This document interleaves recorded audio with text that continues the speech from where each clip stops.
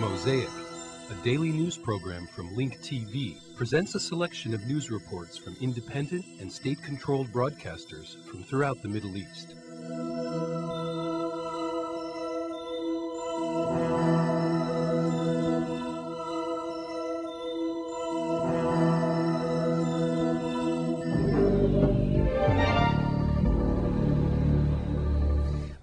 A senior Iranian official in Vienna has confirmed that his country requested to go back to the bargaining table to discuss its nuclear issues. Meanwhile, the European Union continued to call on transferring the Iranian nuclear file to the UN Security Council for possible sanction. The Russian Foreign Affairs Minister, Sergei Lavrov, has confirmed that imposing international sanctions on Iran is not the best way to convince Tehran of abandoning its nuclear program. Russia, which is considered to be the most influential nation on Tehran, is helping Iran build its nuclear program for a cost of $1 billion.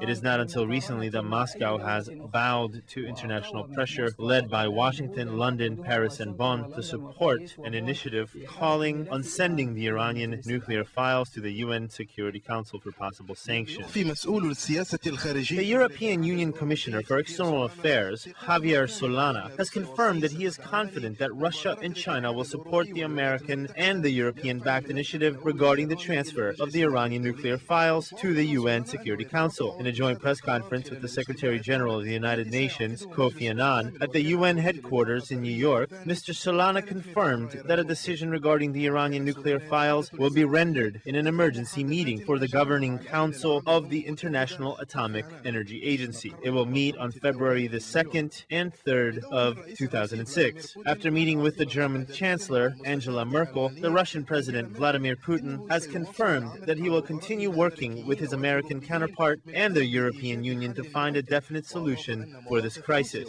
He also confirmed that the American, Russian, and the Europeans' position on Iran's nuclear file are similar in proximity. We must deal with this issue very tactfully. We should not be rushed into taking drastic measures. The British Foreign Minister Jack Straw has confirmed that Iran may finally resort to logic and retract its steps once its files are transferred to the Security Council. He also stated that international sanctions against Iran may not be the only available option, especially since many industrialized nations import oil and natural gas from Iran. Because of Iran's failure up to now, we have joined our alliances in Europe and the 5 permanent nations at the Security Council in recommending the transfer of the Iranian nuclear file to the United Nations for possible sanctions. According to a number of diplomats, the wording of the UN resolution on Iran has yet to be finalized. It is still in its preliminary phase. Western nations, which hope to rally a wide-scale support against Tehran, will consult other member nations of the UN Governing Council of the International Atomic Energy Agency, such as South Africa, Libya, and Cuba. It is likely that these countries will reject such a Western initiative. Many observers contended that the serious deteriorations in the relations between Tehran and Western countries cannot be examined without looking into the new Iranian president, Ahmadinejad's personality. It is widely believed that Mr. Ahmadinejad has overhauled his predecessor, Mohammad Khatami's foreign policy within a short period since taking office. He has transformed it into a more rigid and conservative one. The latest development on the Iranian nuclear file reflects in part on this new foreign policy adopted by the government of the Islamic Republic. محمود أحمدينجاد وصل إلى سدة الرئاسة فبدأت متاعب إيران فالرئيس الجديد المعروف. Since taking office, President Mahmoud Ahmadinejad has burdened Iran with many problems. He has been known for his blunt and fiery speeches. He does not make any effort to choose subtle words or terminology. His recent sweltering statements have ignited a war of words between his country and Western nations. This animosity may escalate into an imbalanced confrontation between the two sides. It is true that Ahmadinejad is not wearing a turban, as are the rest of Iran's religious leaders. However, he is more fanatical and extremist than many of them. He has transformed Iran's foreign policy from a moderate and lenient one to a conservative and rigid one. After Ahmadinejad took office, he ended political reforms, which were launched by his predecessor, Mohammad Khatami. The latter won 2 previous elections with a majority of the votes. This meant that Iran was leaning towards moderation and democracy, and Iranians were anxious to get out of their overdue isolation. This international seclusion imposed on them by religious leaders has locked them down in isolation and drained their national resources for decades. The new conservative president has just sworn in, and so is taking the nation back into isolation. Moderate Iranians, especially Hashemi Rafsanjani's supporters, were caught off guard by Ahmadinejad's victory. Once again, the political equation has been changed and flipped upside down. Ahmadinejad has won the second round of elections, achieving victory over his competitor Hashemi Rafsanjani. He has emerged from serving as the mayor of Tehran to becoming Iran's president. While in the office of the mayor, his popularity had soared because of his honesty and superb leadership. He was also a member of the Revolutionary Guard. Since taking office, he has given many fiery and blunt speeches. In one, he had stirred doubt about the Jewish Holocaust, and in another, he had confirmed that Iran has the right to possess nuclear technology. With these kinds of speeches, he backed Iran into a tight corner and put it under world scrutiny. It is very hard to conclude whether his blunt statements were slips of the tongue or miscalculations. وجر عليه نقمة العالم وحشر إيران في ركن زاوية ضيقة. يصعب والحالة هذه القول إنما تفوه به أحمدينجاد زلة لسان أو خطأ في التقدير من رجل ما زال يشق. What is clear, though, is that the final decision on Iranian strategic and political issues is made by high religious institutions. These indications are pointing in the direction that Tehran is skidding towards a confrontation with the West. Meanwhile, Iranians have rallied behind their president, showing a great deal of defiance to the West. This has put the entire region into turmoil and has caused confusion nationally and internationally. ووضعا إقليميا ودوليا تبعثرت فيه الأوراق.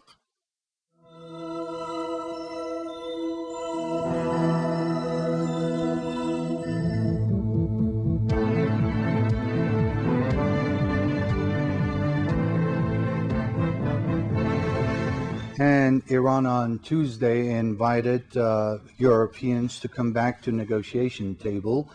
Foreign Minister Manucher Mottaki voiced Iran's readiness to spell out its stance in clear terms with deep considerations and concerns other parties may have on Tehran's nuclear activities. Iranian Foreign Minister Manucher Mottaki has expressed hope Europeans will take this juncture into consideration in any decision on Tehran. He added a proper interaction between Iran and the EU will receive a right reaction on the part of Tehran. Iranian top diplomat also said there has been constant contacts between Iran and the EU, but denied to give details on London talks held Monday. He also underlined that consultations are also underway by Tehran with Russia and China. With some Western countries acting under U.S. pressures and saying Iran-Europe nuclear talks have reached a deadlock, Russian Foreign Minister Sergei Lavrov stresses any hasty decision on Iran should be avoided. Russian Foreign Minister stresses imposition of sanction is not a proper way for resolving Iran's nuclear standoff. Chinese Foreign Ministry, too, is calling on the international community to solve Iran's nuclear standoff through peaceful diplomatic means. Kang Wan, China's Foreign Ministry spokesman, says there are certain problems in Iran-Europe nuclear talks, but he highlights resolving the case peacefully and diplomatically. China has always opposed a referral of Iran's case to the UN Security Council. Meanwhile, the BBC News Channel reports Russian Foreign Minister's remarks are indicative of the difference of opinion existing among permanent members of the UN Security Council. Britain's Foreign Ministry, too, has in a statement announced London's uncertainty on stands by Russia and China over referring Iran's nuclear case to the UN Security Council.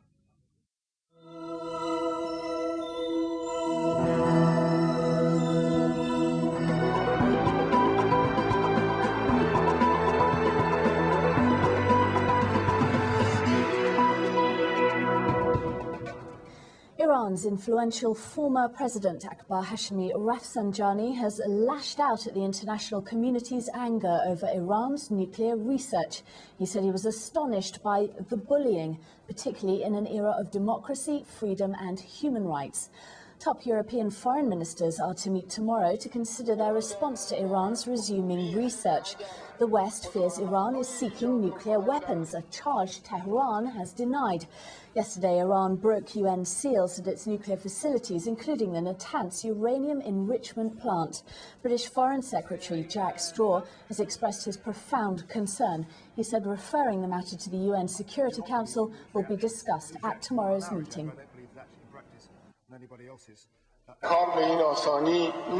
Adopting harsh measures like imposing sanctions cannot bring about the desired outcome. They, the West, would regret creating any problems for us. God willing, we will get out of it successfully. Well, British Prime Minister Tony Blair has said he aims to get international agreement to refer Iran to the UN Security Council after it restarted research into nuclear fuel this week. Speaking in Parliament, Mr. Blair described Iran's decision to resume the sensitive nuclear work as very serious. Mr. Speaker, the decision by Iran yesterday to break the seals of its nuclear facility has caused widespread concern. What steps does the Prime Minister propose to take to maximise the international consensus for taking this issue to the United Nations Security Council? First of all, let me say there will be a meeting of the European ministers tomorrow, and we will discuss how we take this forward now. But the decision by Iran is very serious indeed. I don't think there is any point in people or us hiding our deep dismay at what Iran has decided to do. And when taken in conjunction with their other comments about the state of Israel, they cause real and serious alarm right across the world. So the meeting will take place tomorrow. We obviously are discussing this closely as well with our American allies. But a reference to the Security Council is entirely in line with what the Atomic Energy Authority itself decided some time ago, when the only reason it suspended a reference to the Security Council was because Iran had suspended its enrichment facilities. And this is why it is extremely important, therefore, that we take a fresh look at this now.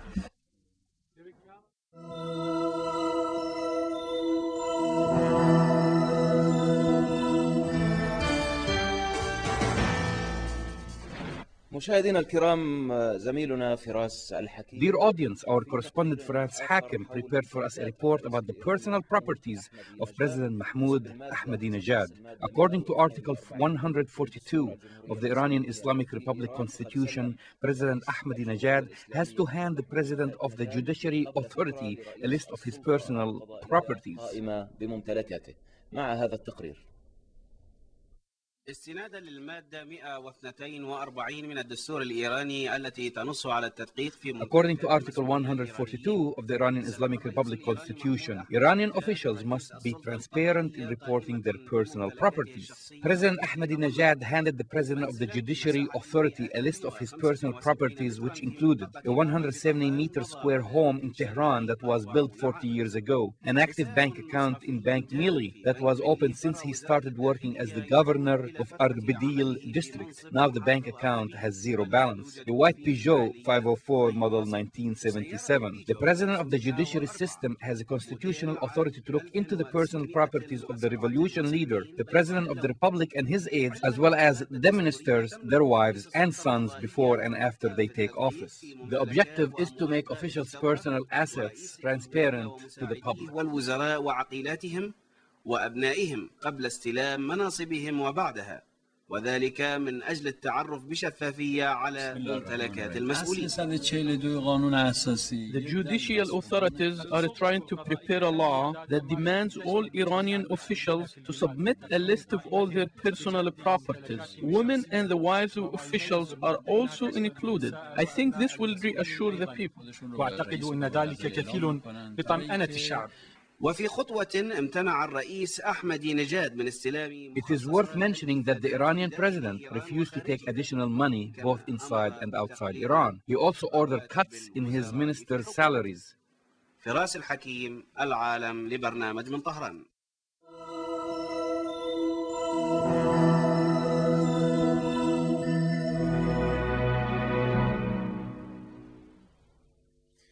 The Palestinian Prime Minister Ahmed has condemned the ongoing Israeli massacres and the policy of assassinations against the Palestinians. The latest of such aggressions was the killing of a Palestinian civilian in the city of Tulkarem. These attacks violate previous agreements signed between the Palestinians and Israel, which prohibit the latter from entering Area A. The Israeli occupation forces have assassinated Mr. Thabit Muhammad Aida, a 23-year-old Palestinian from the town of Tulkarem. According to eyewitnesses, the Israeli forces, which were backed by military vehicles and tanks, have surrounded a Palestinian house in the Gharb neighborhood in the town of Tulkarem. They open fire on the house and then they blow it up, killing Mr. Aida. During the weekly session of the Council of the Ministers, the Palestinian Prime Minister Mohammed Qurayh has condemned the ongoing massacres against Palestinians, including the latest killings of a mother and her son in Nablus and the killing of a 23-year-old man in Tulkarem. He also condemned Israeli daily assassinations and arrests of Palestinians, especially since the Palestinian parliamentary elections are around the corner. The Palestinians and Israel have signed agreements prohibiting the Israeli forces from entering Area A. However, Israel continued to invoke these agreements.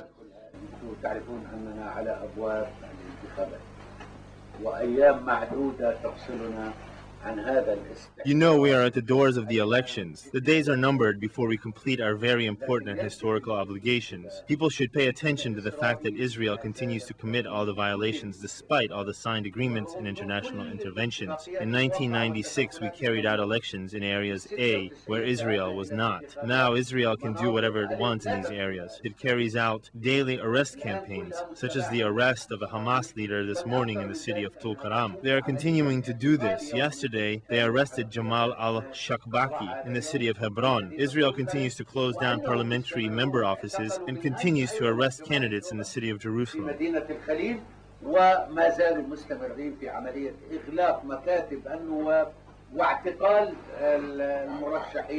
The Palestinian Prime Minister demanded that the international community take into consideration the unacceptable Israeli policies and pointed out during his meeting with the Portuguese Foreign Minister that the international community must exert political pressure on Israel to ensure the success of the elections day, which will be historic.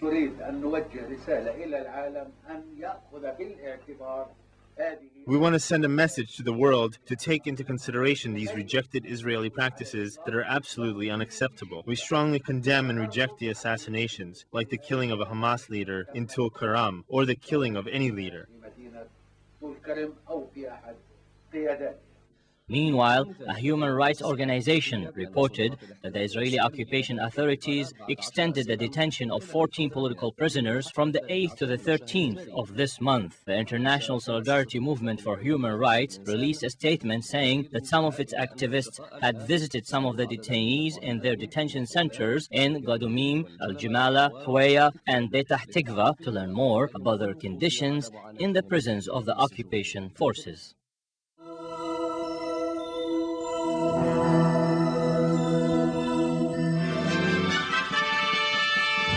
The Iraqi military and police forces carried out raid operations against terrorist hideouts in the eastern Nayama province of Mosul last night, after receiving intelligence information about the presence of terrorists. The raids led to the arrest of a number of suspects.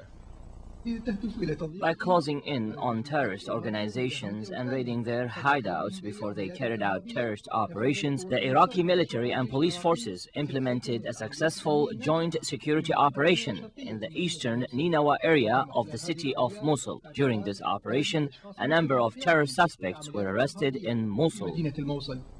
احنا جئنا هذا الليلة لمداهمة عدة بيوت من محلة نينوى الشرقية. We came tonight to raid a number of houses in the area of Nainama in the east. This raid has a number of objectives. The objective is to find terrorists. When we came to raid these houses, we arrested a number of the terrorists. We found weapons in their homes, and we arrested suspects who carried out a number of operations against civilians. هم يعني مطلوبين ومشبوهين يعني قاموا بعدة عمليات ضد الأهداف المدنية. The arrest of this group came after receiving information from citizens and after detained terrorists provided information in earlier interrogations carried out by the Iraqi army in cooperation with the Iraqi police. We vow to the dear Iraqi people that we will be loyal soldiers in service of this dear country. Day after day, the Iraqi security forces do what they can to catch terrorists and criminals after they vowed to the Iraqi people that they would remain loyal soldiers and protect Iraq and arrest anyone that tries to target the security of this country.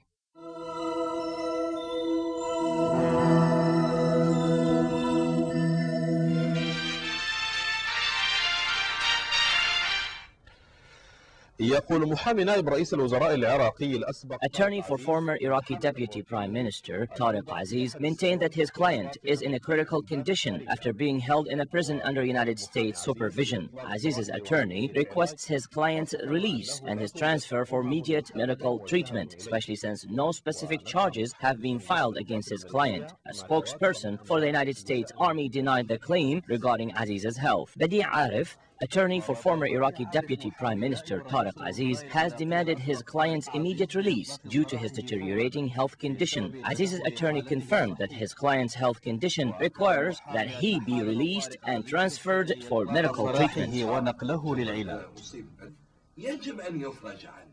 He must be released if you want to uphold the law and international law. From the start, holding him prisoner is illegal.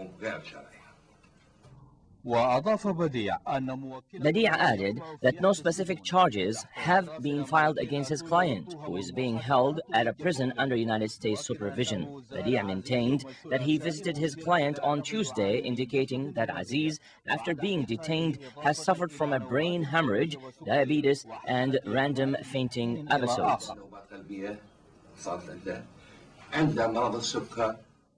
He has diabetes, he has blood clotting, and he has fainting episodes.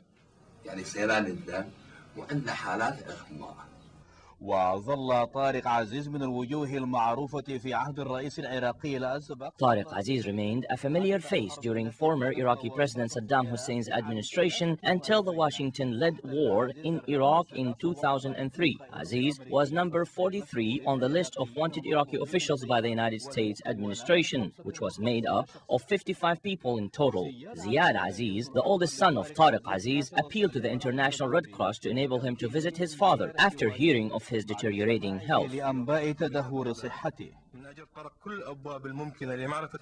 to pursue every possible venue to find out the truth about my father's health. He was held with no good cause and without anyone having pressed charges for 43 months. We are asking the world, and especially the occupation forces and the Iraqi administration through Al Arabiya News channel, to help us find out the truth about my father's health condition and to release him after such a long period of detainment.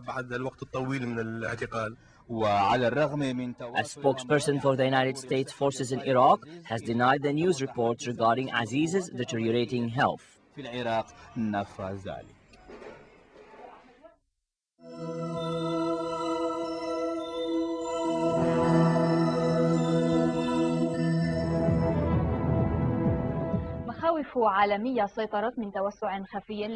About 80 people have been infected so far, 150 million birds killed, and billions of dollars have been lost due to the outbreak of the bird flu in Turkey. Meanwhile, there is an international fear that the outbreak of bird flu will turn into a full-blown epidemic, killing millions of people worldwide.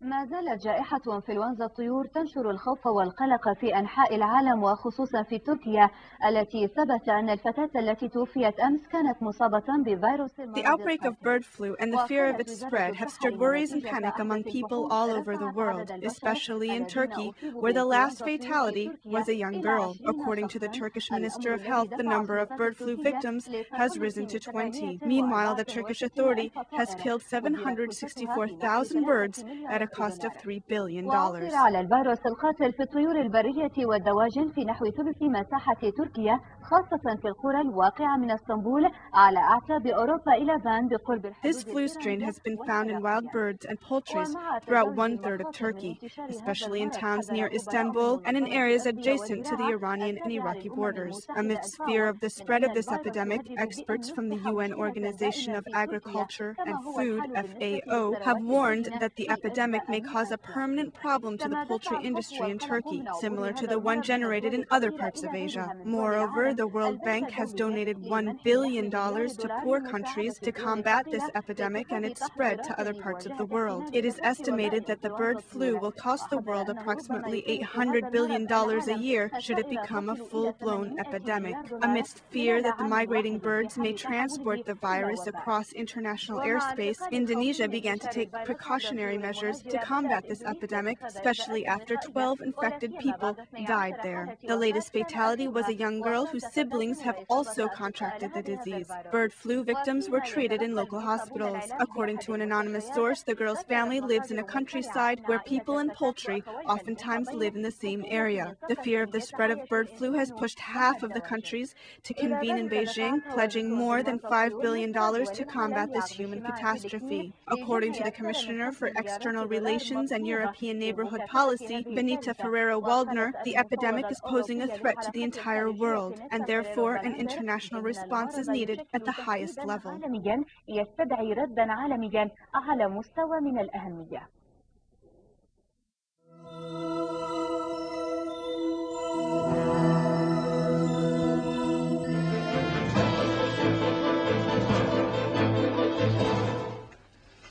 Turning now to arts and entertainment, it was a night of triumph and surprises at the 63rd Annual Golden Globe ceremony. More on the award show in this report by IBA's Aaron Viner.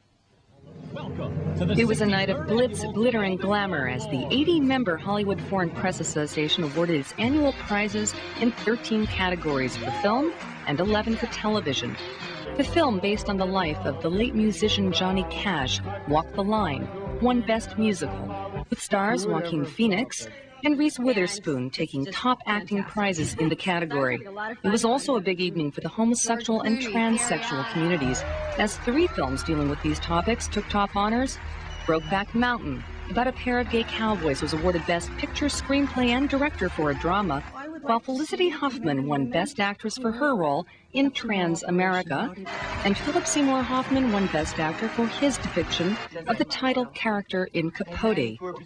And the Golden Globe goes to Paradise Now, Palestine. Accepting the Golden Globe for Paradise Now is director. Nazareth-born filmmaker Hani Abu Assad scored an unexpected victory when Paradise Now, his portrayal of 2 suicide bombers in Israel, was chosen as the year's best foreign language film. With the country of origin listed as Palestine, the film beat out other entries from France, South Africa, and China.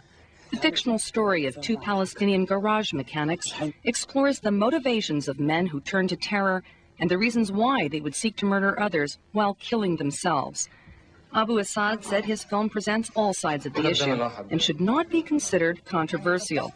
Immediately following the filming last year, he and his Israeli producer had this to say. I'm from Nazareth, but I have no message. You know, let's say, I left the message for others. There is a lot of people with messages. I am a man with questions.